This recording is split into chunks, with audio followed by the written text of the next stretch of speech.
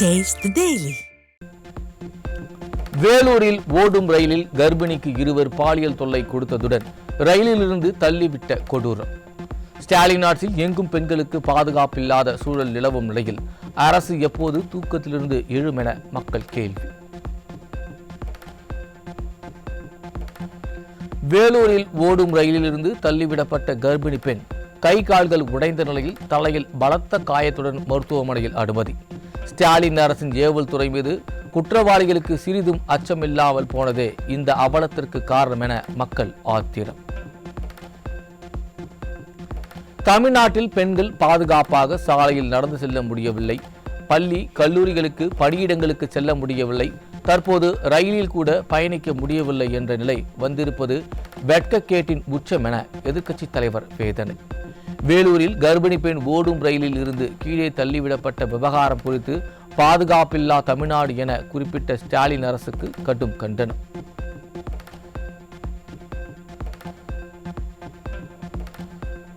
சிவகங்கை மாவட்டத்தில் பெண்ணெசை காவல் நிலையத்தின் உள்ளேயே புகுந்து தாக்கப்பட்ட சம்பவத்திற்கு எதிர்க்கட்சித் தலைவர் எடப்பாடி கே பழனிசாமி கடும் கண்டனம். குழந்தைகளுக்கு பள்ளியில் பாதுகாப்பில்லை, பெண்களுக்கு பொது இடங்களில் பாதுகாப்பில்லை, காவலர்களுக்கு காவல் நிலையத்திலேயே பாதுகாப்பில்லை எனவும் குற்றச்சாட்டு. திருச்சி மாவட்டம் மணப்பாறையில் தனியார் பள்ளியில் 4ஆம் வகுப்பு மாணவிக்கு பாலியல் தொல்லை அளித்த தாளாளரின் கணவர் போக்சோவில் சிக்கினார். நாளுக்கு நாள் சிறுமிகளுக்கு எதிரான குற்றங்கள் அதிகரிக்கும் நிலையில் ஸ்டாலின் அரசு கும்பகர்ண தூக்கத்தில் இருப்பதால் ஆத்திரமடைந்த பெற்றோர்கள் தனியார் பள்ளியை அடித்து நொறுக்கி ஆவேசம்.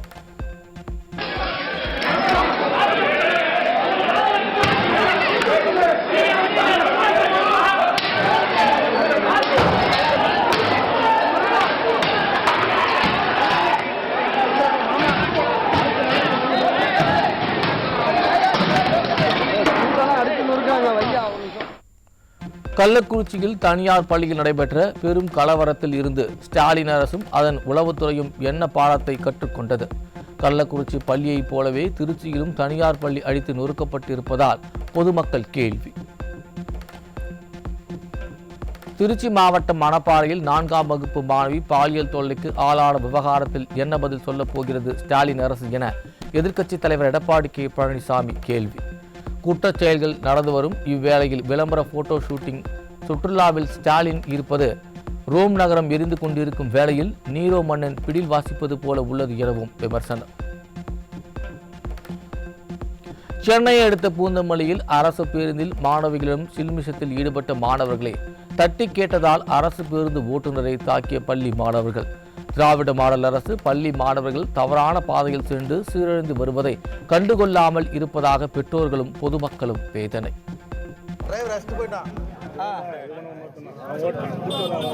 படிக்க போகிறாங்கன்னா வந்து ஊட்டி மீம்ஸ் போடலாமா ஒண்ணு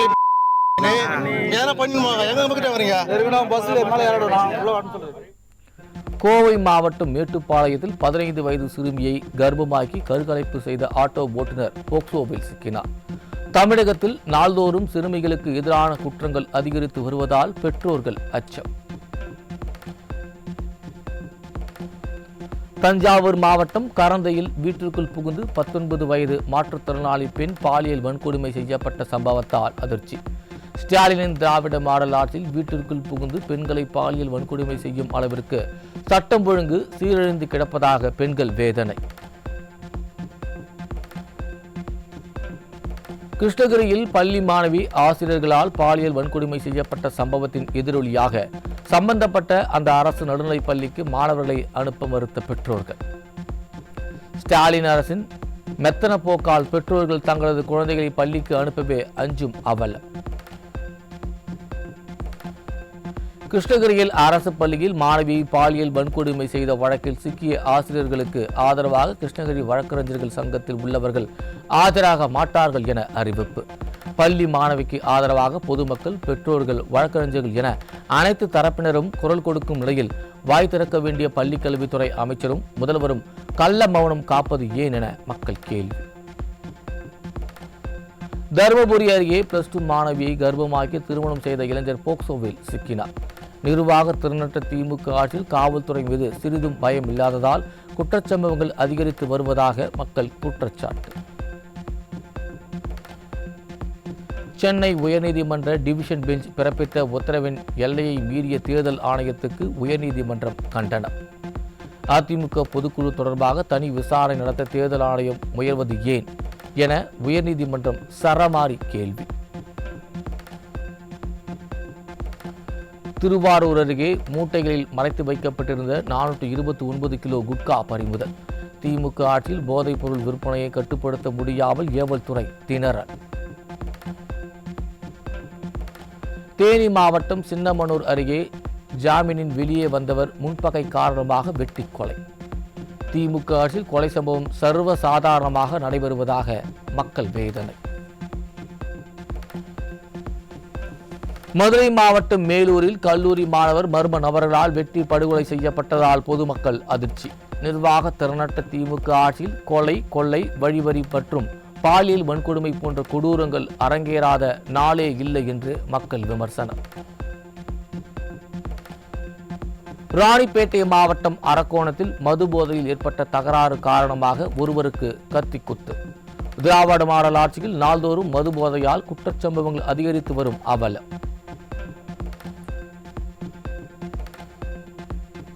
திருப்பத்தூர் மாவட்டம் மற்றப்பள்ளி திமுக ஊராட்சி மன்ற துணைத் தலைவரின் மனைவி மர்ம நபர்களால் வெட்டி படுகொலை. நில விவகாரம் தொடர்பாக கட்ட பஞ்சாயத்து செய்ததால் இந்த படுகொலை நடந்திருக்கலாம் என அப்பகுதி மக்கள் சந்தேகம். தென்காசி மாவட்டம் கடையநல்லூர் அருகே வடமாநில இளைஞர்களுக்கு இடையே ஏற்பட்ட மோதலில் ஒருவர் குத்தி கொலை.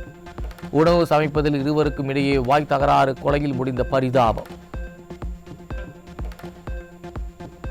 திருவண்ணாமலை மாவட்டம் கீழ்பண்ணாத்தூர் அருகே 55 வயது மதிக்கத்தக்க ஆண் ஒருவர் முழுவதும் எரிந்த நிலையில் சடலமாக மீட்கப்பட்டதால் அதிர்ச்சி. ஸ்டாலின் ஆட்சியில் மர்ம மரணங்கள் அதிகரித்து வருவதாக மக்கள் வேதனை.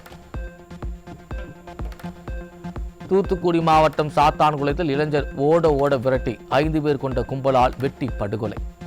சட்டம் ஒழுங்கு சந்தி சிரிக்கும் நிலையில் முதல்வர் ஸ்டாலின் விளம்பர மோகத்தில் மூழ்கி இருப்பதாக மக்கள் வேதனை. தேனி மாவட்டம் கூடலூர் அருகே போலியாக ராணுவ முத்திரையுடன் பணி நியமன ஆணை வழங்கி பல லட்சம் மோசடி செய்யப்பட்டதால் அதிர்ச்சி. மோசடி ஆசாமி மீது நடவடிக்கை எடுக்க கோரி பாதிக்கப்பட்டவர்கள் கண்ணீர் மல்க கோரிக்கை.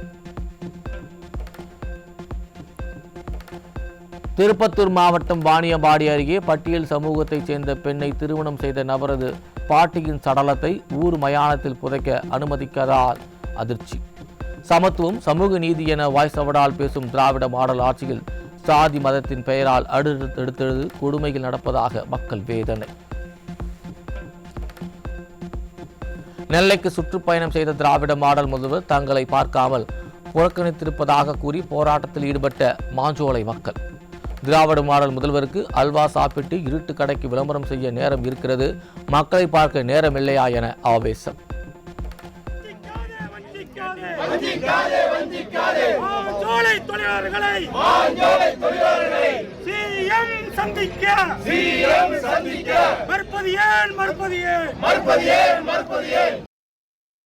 திருப்பத்தூர் மாவட்டம் ஆம்பூர் அருகே காவலாளி வீட்டின் பூட்டை உடைத்து நகை மற்றும் ரொக்க பணத்தை கொள்ளையடித்து சென்ற மர்ம நபர்கள். காவல்துறை செயலிழந்து இருப்பதால் இத்தகைய கொள்ளை சம்பவங்கள் சர்வசாதாரணமாக நடப்பதாக மக்கள் வேதனை. கோவை மத்திய சிறையில் ஏற்கனவே ஒரு கைதி மர்மமான முறையில் உயிரிழந்த நிலையில் தற்போது மேலும் ஒரு கைதி தன்னை சிறை காவலர்கள் கொலை செய்து விடுவார்கள் என வீடியோ வெளியீடு. திமுக ஆட்சியில் சிறை காவலர்கள் ரவுடிகள் போன்று செயல்படுகிறார்களா என மக்கள் கேள்வி.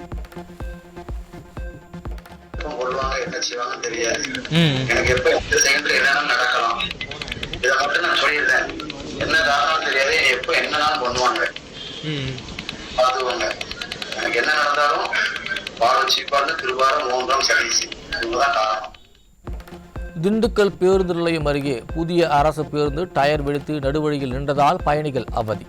நிர்வாக திறனற்ற திமுக ஆட்சியின் மெத்தனமே காரணம் என முதியவர் ஆவேசம்.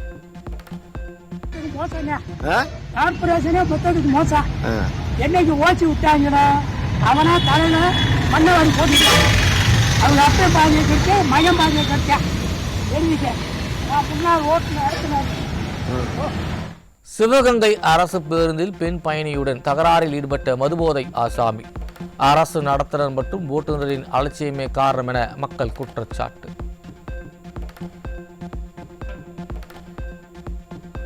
ஸ்டாலின் ஆட்சியில் பகல் நேர பள்ளிகளிலேயே ஆசிரியர் பற்றாக்குறை, பாலியல் தொல்லை என நிர்வாக லட்சணம் பள்ளிக்கும் நிலையில் இரவு நேர பள்ளிக்கு அடிக்கல் நாட்டிய சென்னை மேயர்.